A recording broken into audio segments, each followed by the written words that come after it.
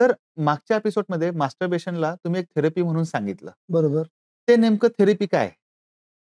कसं आहे, की मास्टरबेशन थेरपी आम्ही जे जे सांगतो, हे जनरली ज्यांना शीघ्रपतन होतं, हं. ज्यांना म्हणजे वीर्यपतन खूपच लवकर होतं. त्याला पण डेफिनेशन आपण कसं करायचं त्याची पण म्हणजे व्याख्या कशी बनवायची, हं. हे पर्सन टू पर्सन व्हराईड असू शकतं. काही जर तुमच्या 2 सेक्शुअल ॲक्टमध्ये जर खूप गॅप असेल, हं. तर खरोखर तुमचं म्हणजे इजॅक्युलेशन लवकर होणारच. कारण तुमच्या बॉडीमध्ये जे काही हार्मोन्स ॲक्युमुलेट झालेले आहेत, ते तुम्हाला स्टिम्युलेट करतील आणि तुमची जी पिशवी असते, जिथं सिमेंट स्टोअर झालेलं असतं, ती जी टाकी भरलेली असते, त्याच्यामुळे थोडंसं पण ट्रिगर झालं, तर तुम्हाला इजॅक्युलेशन लवकर होणारच आहे. तर ॲक्चुअली आम्ही जर शीघ्रपतनाची जर व्याख्या तुम्हाला विचारली, तर मी तुम्हाला असं सांगेल, की within a span of touch करताना म्हणजे इन्सर्ट करताना किंवा within a span of 2-3 stroke जर तुमचं इजॅक्युलेशन होत असेल, तर त्याला आम्ही प्रीमॅच्युअर इजॅक्युलेशन या डेफिनेशनमध्ये मोडतो. तर अशा लोकांसाठी जर आम्ही काय सांगतो, की भाई मास्टरबेशन करताना तुम्ही जेव्हा केव्हा मास्टरबेशन करता, काही माझे आता जे म्हणजे प्रेक्षक आहेत, ते 18 ते 20 वर्षाचे असतील आणि रेग्युलरली मास्टरबेशन पण करत असतील.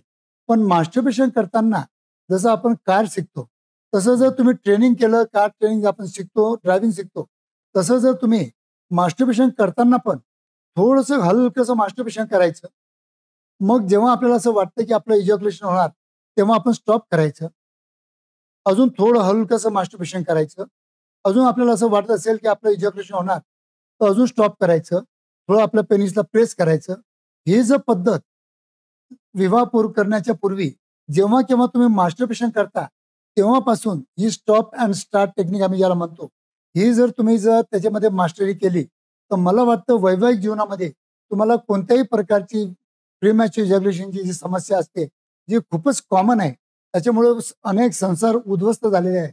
आणि खरोखर मी तुम्हाला सांगतो, की कितीतरी कपल माझ्या क्लिनिकला येतात आणि खरोखर माझ्यासमोर ती जेव्हा स्त्री रडते, तेव्हा मला त्यांची कीव वाटते, की यांना प्रॉपर नॉलेज नसल्यामुळं किंवा यांना प्रॉपर गाईडलाईन न मिळाल्यामुळं किंवा यांचे टॉपिक प्रॉपरली डिस्कशन न झाल्यामुळं हे प्रॉब्लेम आपल्या समाजामध्ये खूप वाढलेले आहेत.